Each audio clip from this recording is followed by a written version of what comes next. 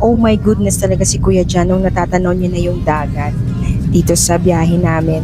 Ito, vacation to slash field trip. Kasi yung mga anak namin, homeschooled po sila.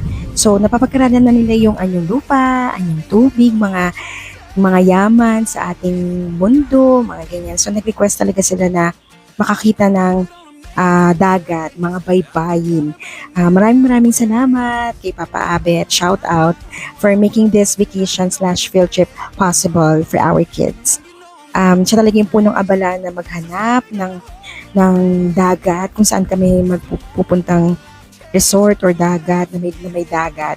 Siya talaga yung talagang siya yung punong abala sa reservation, sa mga kakailanganin, mga dadalhin.